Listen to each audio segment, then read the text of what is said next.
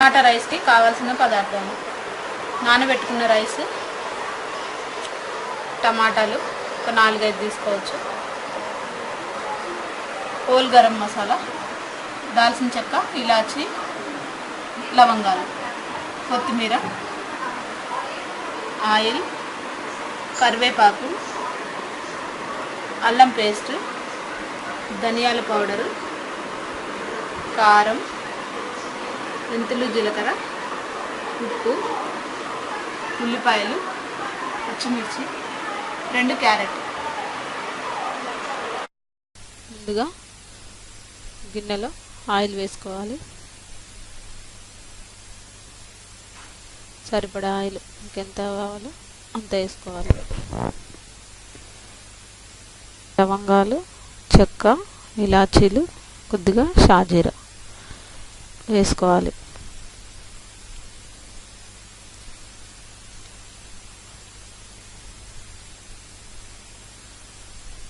తర్వాత ఉల్లిపాయలు, పచ్చిమిర్చి,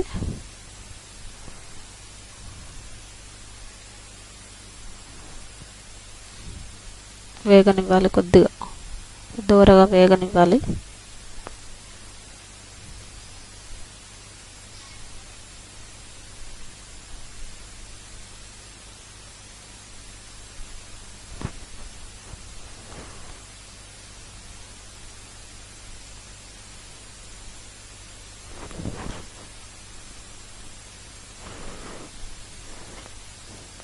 పచ్చివాసన పోయేంత వరకు వేయించుకోవాలి.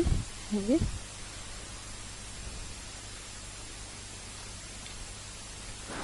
ఒక 5 మినిట్స్ వేగిన తర్వాత మనం దీంట్లో కరివేపాకు,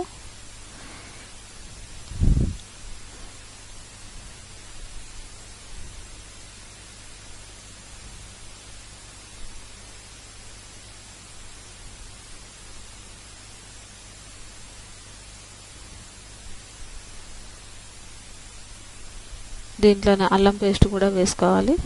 ఒక 5 మినిట్స్ పచ్చివాసన పోయేంత వరకు వేయించుకోవాలి. అది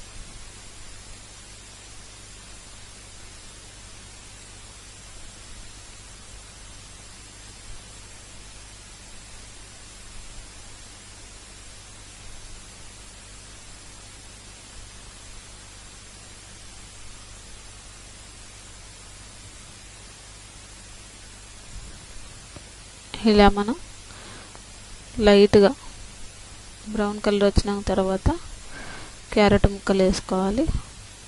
ఒక 5 మినిట్స్ ఫ్రై అవ్వనివ్వాలంతే.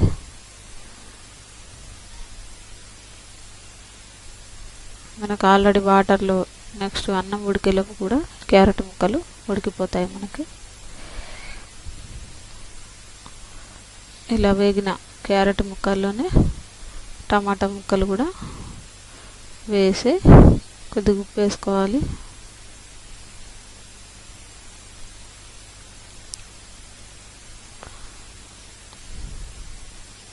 ఒక 5 మినిట్స్ వేగిన తర్వాత టమాటా ముక్కలను కూడా వేసేయాలి. ఇలా మనం టమాటా కూడా వేసి మంచిగా ఫ్రై అవ్వనివ్వాలి.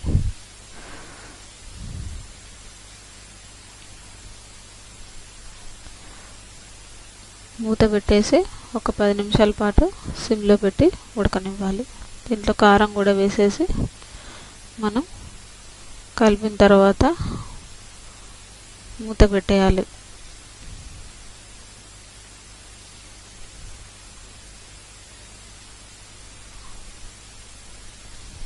మూత పెట్టి ఉంచితే మనకి ఒక 10 నిమిషాల పాటు టమాటా ముక్కలు మెత్తగా, క్యారెట్ ముక్కలు కూడా ఉడుకుతాయి.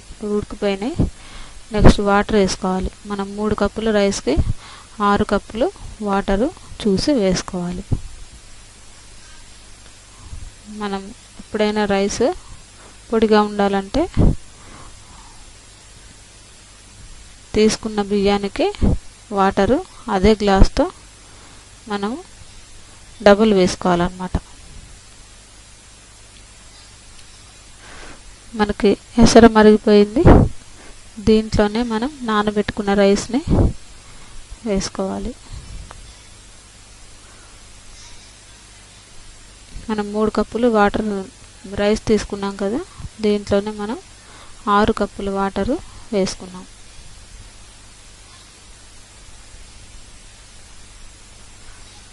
ఇలా రైస్ అంతా కూడా మనం ఎసర్లోనే వేసుకోవాలి.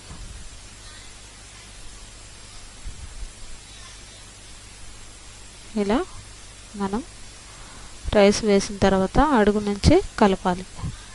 కలిపి ఎసరంతా కూడా పోయేంత వరకు ఉడికించాలి. మూత పెట్టేసి, మూత పెడితే పొంగుతుంది. కొద్దిగా మూత లైట్గా తెరిచే ఉంచాలి. అన్నం మనకి ఉడికిపోయింది. ఇలా మూత తీసి చూస్తే ఇలా మనకి పొడి పొడిగా బాగా వస్తుంది అన్నమాట. నెక్స్ట్ మనం కొత్తిమీరతో గార్నిష్ చేసుకోవాలి.